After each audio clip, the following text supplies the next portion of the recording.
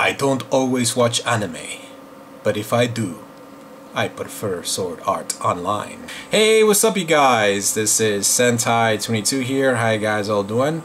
Well, the moment you guys all been waiting for, I'm going to do my response to this anime that I've been watching called Sword Art Online. Now, I don't watch a lot of anime. The only anime that I watch is Naruto. I go through that every week with the manga and the episodes, but other than that I don't watch a lot of anime. I do watch some anime that's uploaded online, but most of them I just sit there for like one episode and that's it. I could just move on to the other one. I mean, there was no anime that really could get me hooked until I saw Sword Art Online, and I was mind blown away by the story, the characters, and just the length of animation. I mean, it was just great. Now, of course, Sword Art Online is your MMO, virtual MMO RPG, similar to Hack-Signs. It takes place in the future, 20-something. But here's one difference with Hack-Signs. I didn't like Hack-Signs. It was so depressing. I think the main character, Tsukasa, was such a weakling. I did not want to even look at this series. I mean, or she, because of course at the end of the episode they found out. Spoiler alert.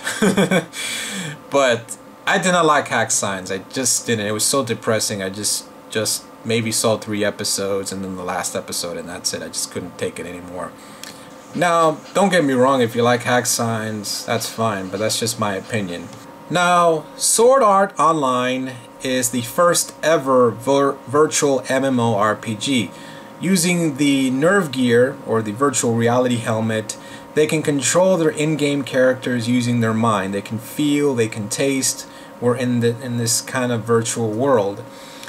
Now, the first year was the beta test. 1,000 players got a chance to try out the beta version of the game.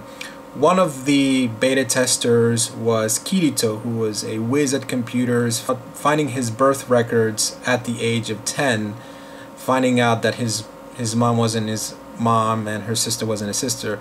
By the way, her sister does play a big role in the second half of the show, so I'm not saying anything much, but he kind of felt distant with his family, so you know, going into the virtual world was his escape.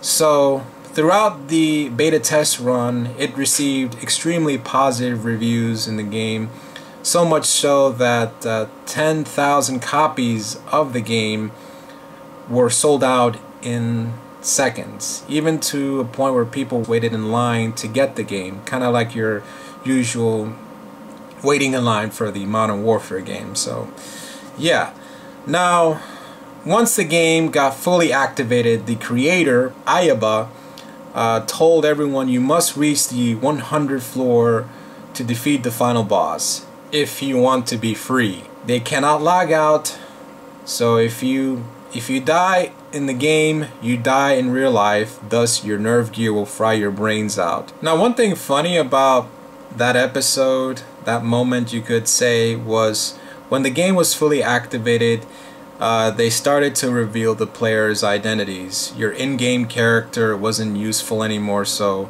they started to use your kind of real-life face. So like in the first episode, where the girl players were actually seducing the male players, like when the game was fully activated, their identities were compromised and the girl players were actually the guy players, and that was pretty funny. It's like, oh my gosh, you're a dude! You know, it was like, that was the funniest part about that episode, is that, like, revealing everybody's identities in there. Now, throughout the series progression, as well as Kirito's, a lot of players do die in the game. Of course, Kirito, he meets a lot of really interesting players, mostly women. One in particular was Asuna, who she didn't really care about dying in the game. I mean, but after meeting Kirito, her priorities changed drastically in her look on life. Even to a point, her partner with him turned into love. And you know what that means. Oh boy, I'm going to hear a lot of comments saying this is a better love story than Twilight, you know. So yeah, don't let her looks fool you. I mean, she's a very tough warrior. I mean, she's really awesome. So yeah, that's about it. I mean, it's a great show. Has action, it has romance, it has anything you want in an anime, and it's just awesome. Keep in mind, for those of you who have watched episode 14, and I was confused at this as well, I thought it was the last episode, but the story still continues from 15th all the way to 25 in a different virtual MMO.